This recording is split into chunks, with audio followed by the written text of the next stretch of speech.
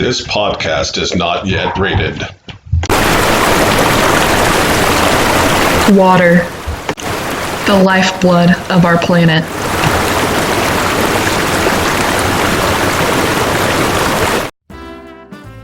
From Whitestown, Indiana and Ryder Wamp Studios, this is Waterworks. I'm Maggie Ryder. And I'm Liv Wampler. We are here today to discuss the wonderful, sustainable source of energy that is revolutionizing the planet. Maggie, take it away. We're obviously talking about water. Now, what is so special about this water? This water is used to create energy in a method called hydroelectricity. Hydroelectricity is sweeping the nation due to its relative sustainability.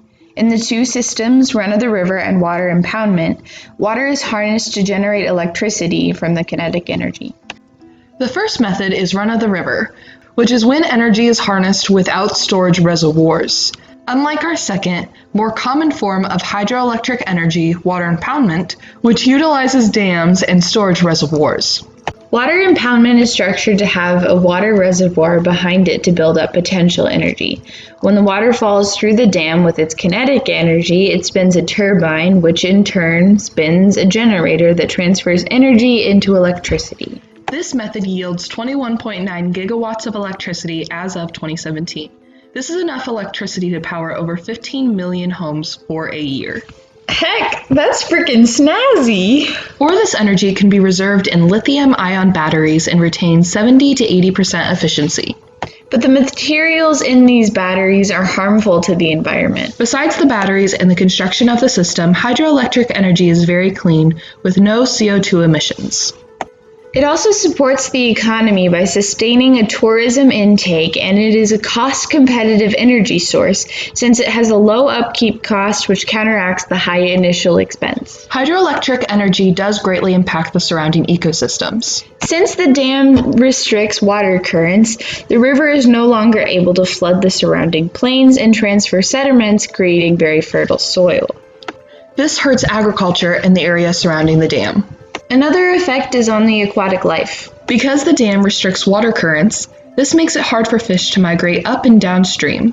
When dams do allow fish passage, though, it is very rough and fatal, especially for little fingerlings. Since fish migration is limited because of the dam, the fish population decreases as a result. The dam can also create a still water reservoir upstream fit for a new ecosystem. Water near the surface of a dam tends to become warmer and the water level frequently changes. As a result, this can negatively impact certain aquatic species. Liv, why do you think that U.S. should pursue hydroelectric energy as the primary source of the future? Hydroelectric energy is very clean and renewable and incredibly sustainable for our planet. Although it does have a high startup cost, the upkeep costs are very minimal compared to lots of other forms of energy.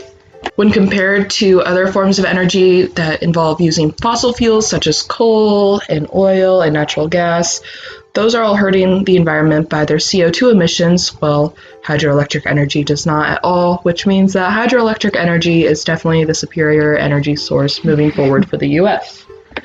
I think that hydroelectric energy is a good source of energy that the U.S. should continue to pursue.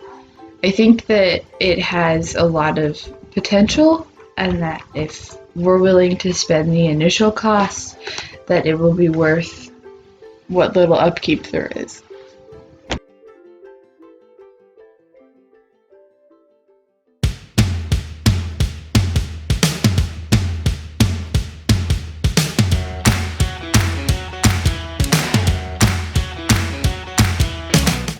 Thank you for listening to this episode of Waterworks, presented by Ryder Wamp Studios. Adios! Toodles! Peace out, cilantro! Bye!